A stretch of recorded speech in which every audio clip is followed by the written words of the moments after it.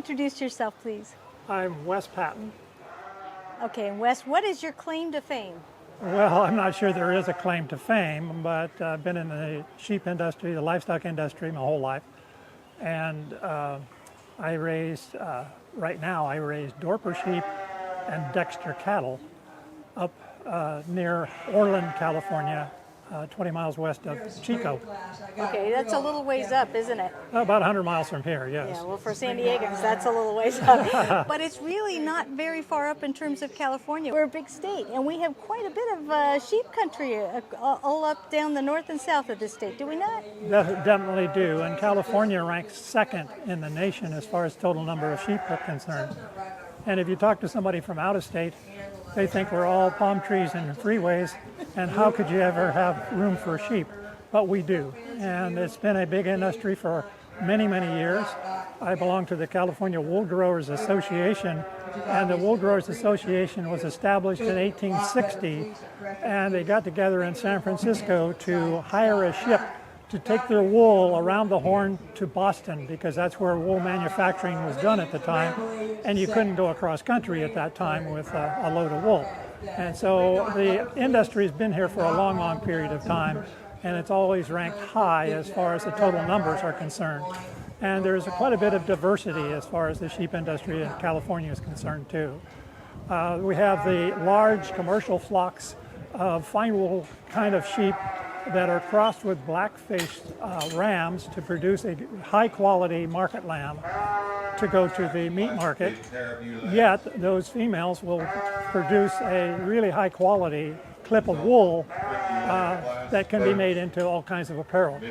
I am so glad you talked about this, because we just got back from the North American Hill Sheep Show, and they were talking about the three-tiered system of sheep, the whole concept of sheep that we don't use at all here in this country, that stratified breeding system. Do we do that here a bit, or do we just go for that first F1 cross? Well, we typically have a lot of different kinds of sheep, both in California and in the United States. And here at this show today, there are many breeds of sheep that you wouldn't normally see out and around. They are special for certain types of environment, and the ones we're standing in front of right now are a Romney, which came from the Romney marshlands in Great Britain, and they are a coarse wool sheep that actually does very well in wet weather, because the rain will rain on them and then it'll drip off the bottom without harming the sheep or the fleece.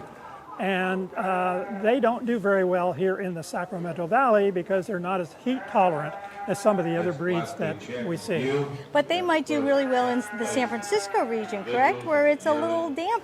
Yes, sometimes. they can do well on our coast, and so we do see some along the coast of California. Yes. Now, many people don't know that California is a very different thing. Again, I'm so glad you brought up that palm trees and beaches thing, because that's what everybody thinks, and yet the Sierra Mountains are here. And just a great difference in the regions in which we farm and ranch. Definitely are, and so we pick the breeds of sheep that do better in each of those climates. The majority of the sheep in California are concentrated down toward the Bakersfield direction in the southern part of the San Joaquin Valley. And those sheep are all equipped to deal with the summer heat that we have. And they are actually used to glean the crop residues from various amounts of crops that we grow here in California. And so it does a service as far as the farmers are concerned, and it does really good as far as the sheep producers are concerned, because they have a ready supply of feed for their sheep throughout the year, because our crops come off at different times of the year. Yeah, distribution of manure as well is a big benefit. Definitely so, yes. They add back to the soil as well. Some of those actually go out onto the Mojave Desert in the spring, and they actually improve the desert in the areas where it's been grazed. There's a lot more wildflowers that you see than grown up brush or anything of that nature, and so they're used that way in that area too. As we get along the coast of California, then we get into the breeds of sheep that have a little different kind of wool quality because they have to adapt to their environment. And then up and down the state, we have the purebred sheep industry also which has a whole variety of different breeds of sheep in it. And many of those are used for growing lambs for the 4-H and FFA youngsters and grains youngsters that take them to the county fairs and exhibit them at the state fair and elsewhere. And there we get a lot of different breeds represented, as you see here today in this particular show we're at. Okay, you're a gentleman that I could probably talk for the next 5 hours, but you've hit on a couple of things that I do want to cover. We were at ASI at the convention in Denver this year. I don't know if you got a chance to go to that. No, not this year. And we'll be in Scottsdale as well. And one of the things that they talked quite a bit about, actually two of the things that were near and dear to my heart, were the solar farms and sheep used in that, and then the wildfire prevention and grazing for the purposes of wildfire mitigation. Can you talk a little bit about how sheep can contribute to mitigation of wildfires? Yes, I can. And actually, I'm glad you brought that up because this is one of the areas of sheep production that is relatively new, and it's one of the things that I think is going to salvage the sheep industry in the state of California, where we're getting crowded from every direction by people. And we find that they are a great tool for reducing fire fuel loads. We also find that they work very well as far as vineyard grazing is concerned, to take down the growth in the vineyards.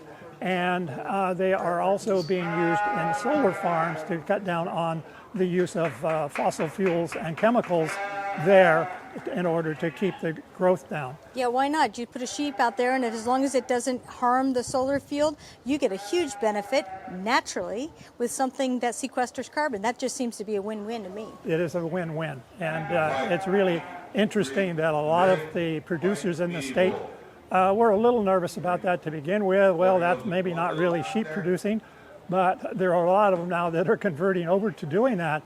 And some of the more successful people in our state now are actually doing targeted grazing, whatever it's for, whether it's for fire fuel reduction or for vineyard grazing or for solar grazing. They're doing a lot of that now. Well, so now this kind of covers on something that is an interesting concept to me, because I am a conservationist at heart. Just out of self-interest, I think we should all have an idea that whatever we can do to preserve the land, to steward the land in its most natural state, is a great thing. So, you know, you hear two sides of that coin that says that we should not graze in areas because we'll change the land too much. And yet when our wildfires come through in California, we lose just thousands and thousands. Everything is gone. All of the acreage is gone. So you sort of have to change your view of it and say, in order to save the largest number of acres, might we change our view of conservation a little bit too, and allow for a little bit of elasticity in our conservation programs in grazing? Yes, and I think some of the best conservationists in the world are sheep producers, because if they don't take care of the land, they're not going to have a profitable operation either. And so I'm kind of glad, and I don't know whether it's passed or not, but I think there's a bill on the governor's desk right now to include targeted grazing in fire fuel reduction here in the state of California, because of all the problems that we've had in the last few years. And the fact that we've allowed the undergrowth in our forests and other places to grow up to the point where we cannot control the fires when we get one now. And the livestock grazing can certainly help that. And we're not talking just about sheep. We're talking about goats, we're talking about cattle. All three species do a great job if they're used correctly in order to get that done. Now that was where I wanted to go. Small ruminants are underutilized in this country, but they're sheep and goats are two kind of different things in a way. Tell me about the differences between them and why you might use either of them in a different sort of a different situation. Right. Well, goats are typically more browsers, and so they will eat brush and they'll eat blackberries, they will eat all kinds of brush, and they'll eat all kinds of weeds that many other animals won't. Sheep, on the other hand, are grazers, and they actually, along with cattle, will complement each other, because the cattle will eat more coarser material, the sheep will eat more fine material, and they can work together to reduce the fire fuel load wherever they go. And so I think there's part of it there. Goats, on the other hand, we don't use in solar fields very much because they like to climb on things, and we wouldn't want to see them all over the solar panels. Very definitely. Now, I'm going to solar panels for a moment. That was a big focus at the ASI convention. And I know some people have a very negative impression in their mind about solar, and yet with all of the farms and ranches that are being sold because people can't afford to live, is this a good, to me it seems like a good way to get a fixed income component and diversify farm operations while still preserving your ownership of the land. Yes, and I think we have to be careful about where we put those farms. If we put them on the most productive vegetable land, that's not good. But if we put them into areas where it's marginal as far as crop production is concerned anyway, and they serve a purpose there, then I think we're doing the right thing there. We have the sun, we have lots of sun, and why not use that to our benefit if we possibly can? I agree. That's one thing we do have in California that they talk about that we can pretty much say is true. We do have the lovely sun. But another thing that they say is that water is scarce, and that's a very, very true concept. Can you see how that might impact the sheep industry for the next upcoming years? The sheep industry definitely has minimal requirements for water. I mean, each sheep needs water every day or every other day, and we have to be careful about that. And we're always, in California particularly, there's 39 million people that are after the same glass of water, so we have to be careful about how we deal with that. But I think if we're wise, we are going to be able to conserve water by the use of grazing animals to reduce some of the problems that we have in our environment. And I think that the sheep are probably not going to be a big drain on that source. Okay, now why do you think sheep are not, especially from a meat perspective, are underutilized in this country? Because it seems to me we just do not eat sheep at the same rate that everybody else does in the world, and yet they're so efficient. Yes, we have a lot of stories about that. You know, those that were in the Second World War and got served something that was not very tasty. Canned mutton. They came home and said, we'll never have that on our table. That's part of it. And lamb does have a bit of a different taste than beef, for example. And we have some things that are taking place now that are really interesting. For example, some of the breeds of sheep, the flavor of their meat pretty much mirrors the fineness of fleece that those sheep have. The finer the fleece, we tend to get more strong flavor. Those that are less fine, or those that don't have wool, tend to be much blander in flavor, and then more people can appreciate it and utilize it. For example, some of the restaurants are consuming a lot of the Dorper breed or other hair sheep breeds of lamb because it is bland. And then if they have a Mediterranean customer come in, they can spice it up to satisfy that need. If they have a newbie come in that hasn't eaten lamb before, they can give them a very bland flavored product that is really tasty. And many people then will get on to eating lamb and have done that. The American Lamb Board has worked endlessly on this particular aspect of sheep production. And a few years ago, I was on the American Lamb Board, and we spent a lot of a lot of growers checkoff dollars in order to really take a look at the quality of our product they were producing and looked at the different things that influenced the flavor of lamb and how we could get it to more people and have them better appreciate it. Yeah, you ask the Angus people, they'll know marketing is everything if you can just educate the consumer, correct? Definitely. Yeah, Yes. yeah, wonderful. I could just bend your ear all day long. I will ask, are you going to be at the ASI convention in Scottsdale? I'm not sure that I can be. I'm conflicted with my lambing schedule at home. Isn't that ironic? And I can't leave to go to a sheep meeting because of the sheep I already have at home. Yeah, that is such an irony here. And I know California World Growers just recently, I think last month or two, just had their meeting here. They did, yes. In Palo Alto, where do they have their meeting again?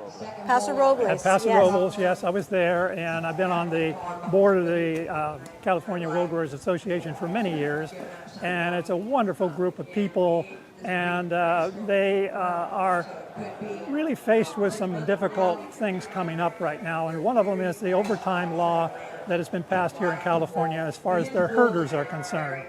And I have some very definite ideas about that, and I think that folks that are putting these, enforcing these conditions are a bit short-sighted in that they are not really looking at the benefits to the people that are actually doing the herding. Many of these herders are coming from areas like Peru, where they have a very, very tough life, and they're actually really enjoying their lifestyle here, and they're able to take money home that can benefit their families. And if these overtime laws are strictly enforced and the rates keep going up and up, the herders will be making more than the sheep growers are making, and then they're not going to be doing sheep anymore, and those people are going to be left without a way of making a good income. Yeah, in order to pay overtime, you got to stay in business, right? Exactly. Yeah, Exactly. I agree. All right, well, thank you so much for speaking with us.